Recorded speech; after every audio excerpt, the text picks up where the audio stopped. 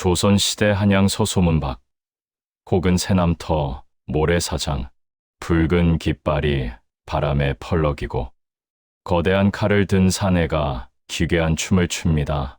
입에 머금었던 술을 칼날에 뿜어내고 뼛속까지 시린 비명이 터져 나오는 순간 칼이 번뜩입니다. 사람들은 그들을 망난이라 부르며 침을 뱉고 외면했습니다. 하지만 이들은 조선이라는 국가가 합법적으로 사람을 죽이기 위해 고용했던 국가 공무원이었습니다. 사람을 죽여야만 비로소 자신의 생명을 연명할 수 있었던 자들.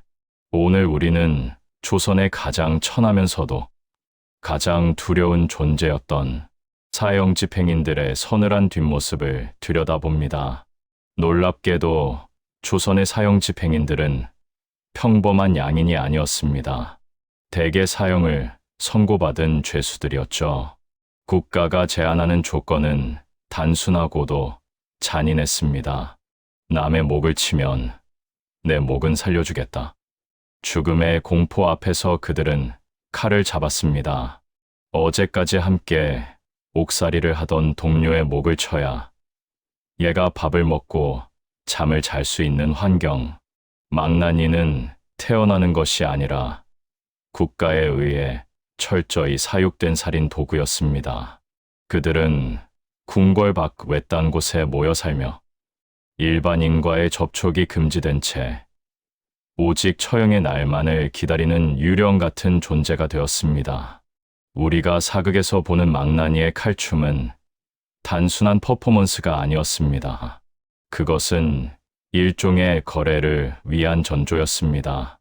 처형 직전 망나니는 죄수의 가족들과 은밀한 협상을 벌였습니다. 단칼에 끝내줄까? 아니면 고통스럽게 여러 번 칠까? 단칼에 목을 베어 고통을 줄여주는 대가로 가족들은 망나니에게 막대한 돈을 건넸습니다. 돈을 받지 못한 망나니는 일부러 무딘 칼을 쓰거나 뼈를 비껴 쳐서 죄수가 고통 속에 몸부림치게 만들었습니다. 죽음조차 돈으로 거래되던 처형장. 망나니에게 시신은 슬픔의 대상이 아니라 유일한 수익원이었습니다. 망나니의 업무는 단순히 목을 베는 참수에 그치지 않았습니다. 대역죄인에게 내려지는 능지처참 린츠 초자는 망나니에게도 가장 고통스러운 작업이었습니다. 살아있는 사람의 살점을 하나씩 도려내어 최대한 늦게 죽게 만드는 이 잔인한 형벌은 고도의 기술이 필요했습니다. 또한 사지를 수레에 묶어 찢어발기는 거열형이나 시신을 다시 꺼내 목을 베는 부관참시까지 망나니의 손은 항상 굳은 피로 덮여 있었습니다. 이들은 처형이 끝나면 술에 취해 광기를 부리곤 했는데 그것은 맨정신으로는 도저히 감당할 수 없는 인간성 파괴에 대한 방어 기제였습니다. 망나니는 천민 중에서도 최하층이었습니다.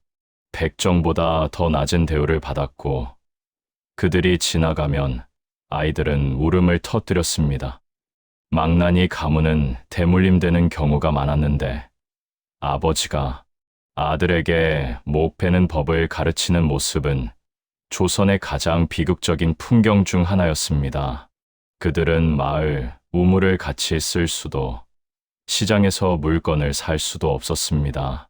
평생 피냄새를 풍기며 사회로부터 격리된 채 살아야 했던 그들에게 유일한 위안은 처형 후 얻는 술과 돈뿐이었습니다.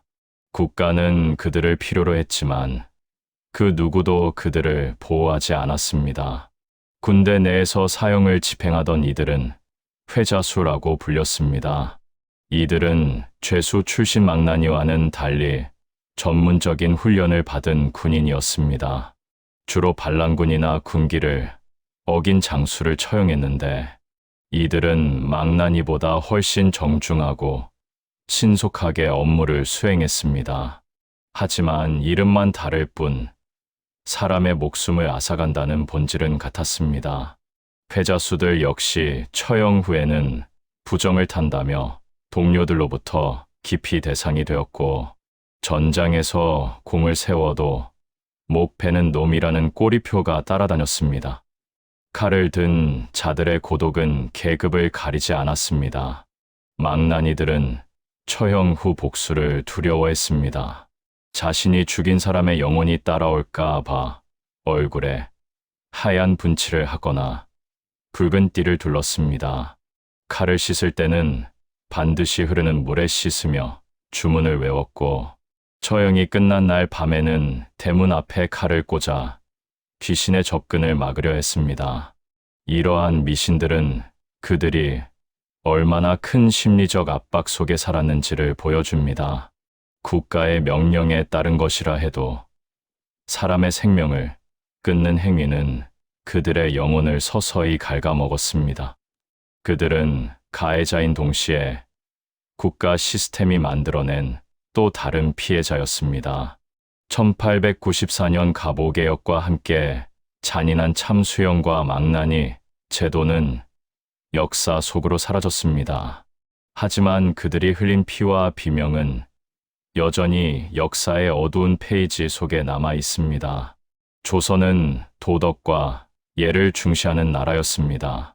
하지만 그 도덕을 유지하기 위해 가장 도덕적이지 않은 일을 전담할 집단이 필요했습니다.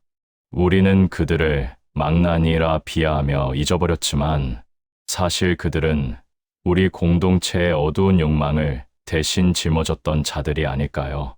오늘 다크 다큐멘터리 조선의 사형 집행인 편은 여기서 마칩니다. 사람을 죽여야만 살 수 있었던 그들의 칼날은 이제 우리에게 진정한 정의와 인권이 무엇인지 묵직한 질문을 던지고 있습니다.